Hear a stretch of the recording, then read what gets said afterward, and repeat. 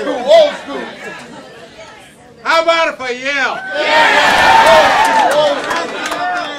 Tell me in the back. Better? Okay.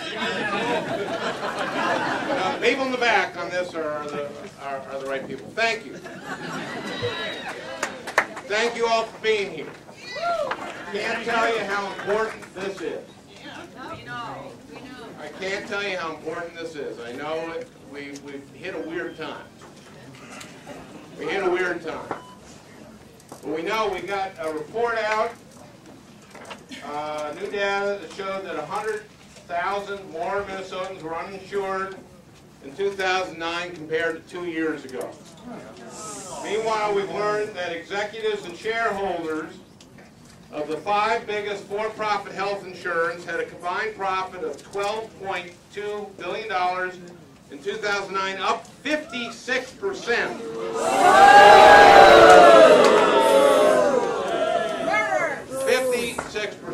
How much is enough? How much? I think that tells you something. That's all you need to know. Why they're fighting this. Why they're fighting this and why this is so important. This is, by the way, Jake from Amy Klobuchar's office is here. All right!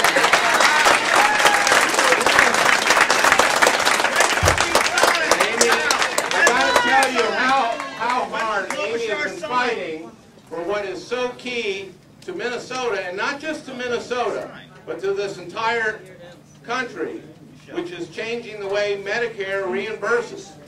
Amy has been a champion on that issue. Let me tell you why. Let me tell you why.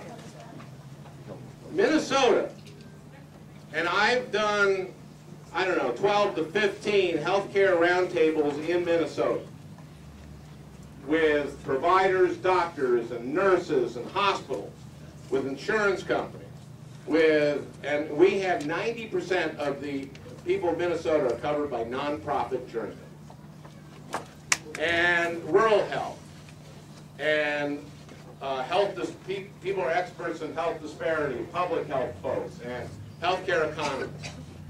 And we do, relative to the rest of the country, we do healthcare very well here in Minnesota. One healthcare economist said to me, in Minnesota we get an A, but that's because we grade on a curve. Now let me give you a figure.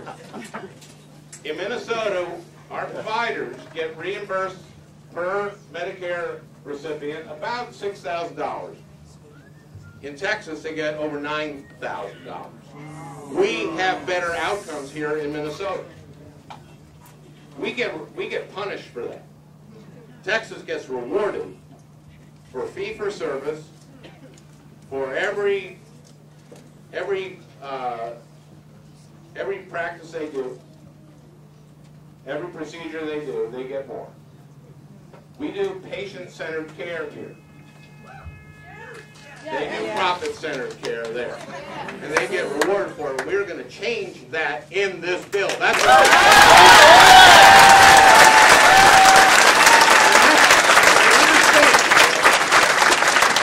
and understand, that's not about Minnesota versus Texas. It isn't. It's about bringing down the cost of health care and bringing up the quality of health care all over the United States by incentivizing the right kind of care.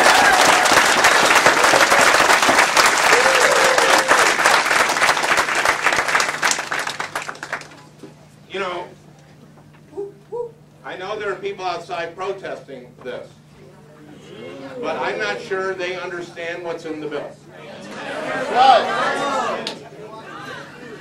And they've been deliberately misinformed about what's in this bill.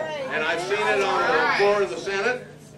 And you've seen it certainly on certain cable talk shows. You've seen it, heard it on radio shows.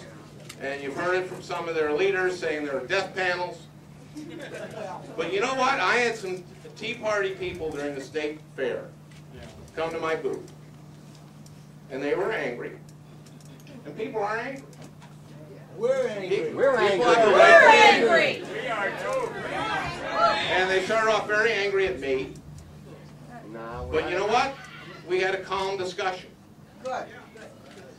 And by the end of it, and I actually said this thing, there's been a lot of misinformation spread around. We had a lot of, by the time, well, I had an hour conversation with these folks, and it started getting to be a big conversation. A lot of people gathered around the booth. Some of you may have seen this on YouTube. It's during the state fair. About 10 minutes was on YouTube. But toward the end of it, one of the people who are for this healthcare reform said, I resent the misinformation that's been passed around. I said, well, I think the most egregious thing was the death penalty. And did you know that every member of the Tea Party that was there shook their head, yeah, that was bad. So I think, I think when the information gets out about what's in this bill is security for people who have health insurance. What's in what bill? Both the Senate bill and the House bill. And let's not let the perfect be the enemy of the very, very good.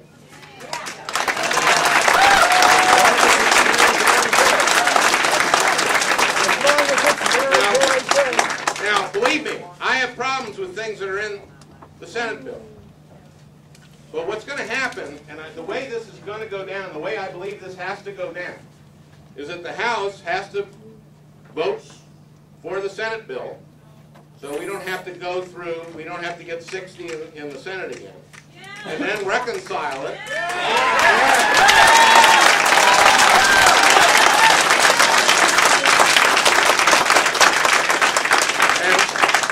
And reconcile it means figuring out how you, it has to be about budget and taxes. It has to be about how you pay for stuff and what you're paying. So I think that the excise tax on, quote, Cadillac plans is going to go. And I think what we're going to see is taxes on very affluent Americans.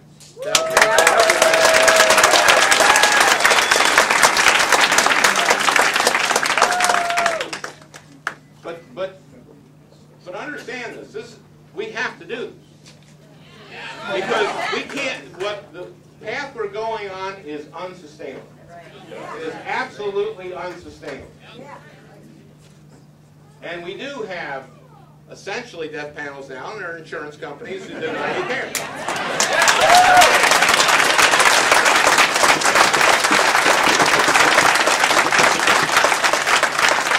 I was on the floor of the Senate. I actually had a Republican colleague who got caught up in himself and said, we don't want the government rationing care. That's what the insurance companies do.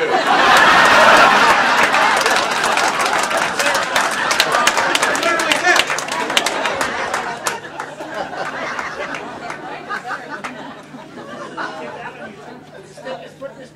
I will do everything to get this done. Everything I can.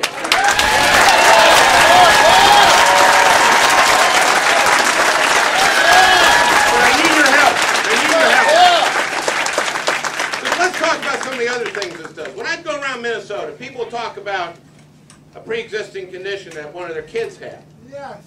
And they'd be worried that they lose their job, or they'd be worried that if they wanted to start a small business that they wouldn't ever be able to because they couldn't afford the health insurance if they left their job. That's not America. America is supposed to be the entrepreneurial country. Small business is where it creates jobs.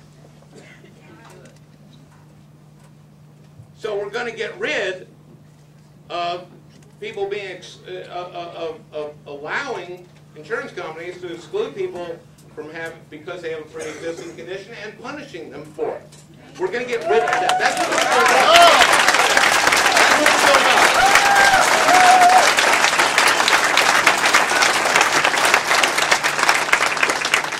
And I'd go around Minnesota and people say, you know what? My brother-in-law and his family went bankrupt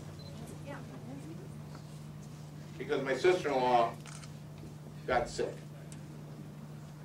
That's just wrong. That doesn't happen in other countries. Well, we're going to stop it by getting rid of annual and lifelong caps. So, because bankruptcy, #1 cause of bankruptcy in this country, medical crises, and more than 70% of the people who go bankrupt because of medical crisis have health insurance. They just go over their annual cap, or they go over their yearly cap, or their insurance company doesn't cover them. We're going to get rid of that.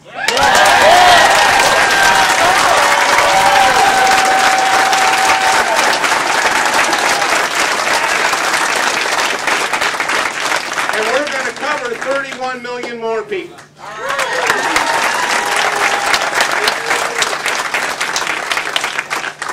So that people don't have to go to the emergency room for their primary care, which is the most inefficient, expensive care there is, and the rest of us pay for it who have insurance. Right. Or they don't wait until it's too late and finally go to the emergency room when they're really sick.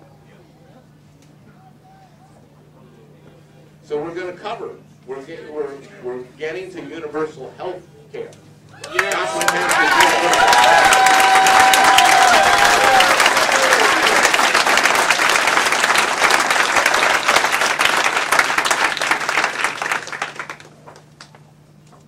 We are going to bend the cost curve. Now, I don't want to oversell this.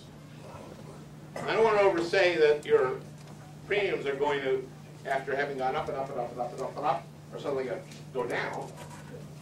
But if we don't do anything, it's going to happen. It's going to go that way. And what we need to do is bend it this way to bring down the growth of the cost of health care. Yes. Oh. And, you know, I don't want to get into all the misinformation because I'd be here all day. All I can tell you is we're going to get this done.